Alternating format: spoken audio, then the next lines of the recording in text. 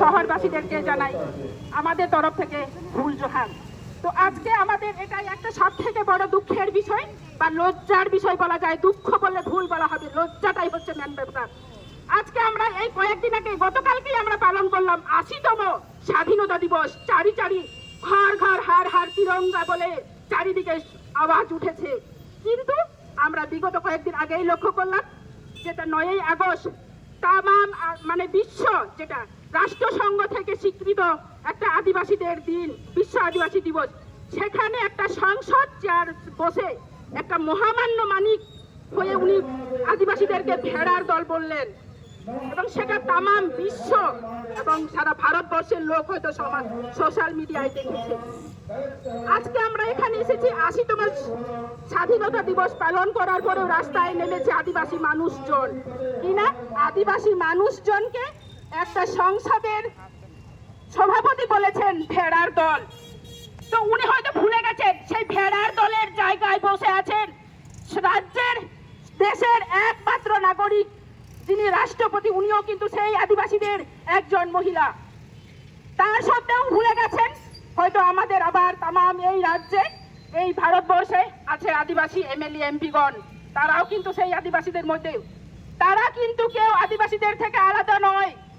হতে পারে তারা হয়তো ময়ূর কাক হয়েও ময়ূর সেজে আছে হয়তো, সেই জন্য ওনাদের গায়ে লাগছে না কথাগুলো। কয়েক ৩ মাস হয়ে গেল এই নতুন সরকার এসছে রাজ্যে, আমরা দেখলাম আমাদের আদিবাসী এমএলএ এমপিরা মন্ত্রীরা কিনা আদিবাসীদের ট্র্যাডিশনাল পোশাক ধুতি পাঞ্চি পরে শপথ গ্রহণ করলেন রাজ্যসভায়। হাইলাইট হয়ে গেল না কিনা আমরা রাজ্যের রাজ্যসভায় দাঁড়িয়ে আমরা আজকে আমাদের ট্র্যাডিশনাল পোশাক পরে শপথ গ্রহণ করলাম। কিন্তু মহাশয়দের কাছে আমার এটাই নিবেদন, এটাই কি তাহলে ট্র্যাডিশনালের অহংকার?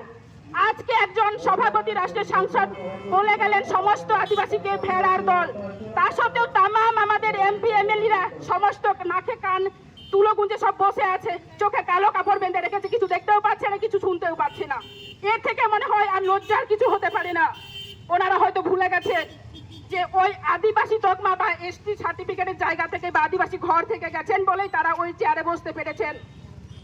আদিবাসী ঘর থেকে যদি না যেতেন তাহলে ওনারা রাজ্যসভার চেয়ারে বসা তো দূরের কথা, তার দৌড় করায় দাঁড়ানোর জায়গা পেতেন কিনা তারও সন্দেহ আছে।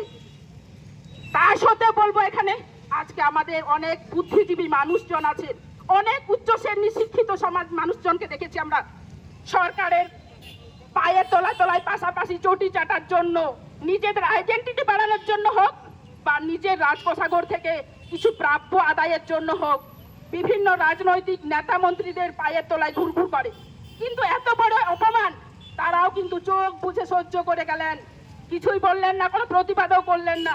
সহসাই রাস্তায় বেরোতে পারবেন না, ঠিক আছে, আপনাদের লজ্জা লাগে,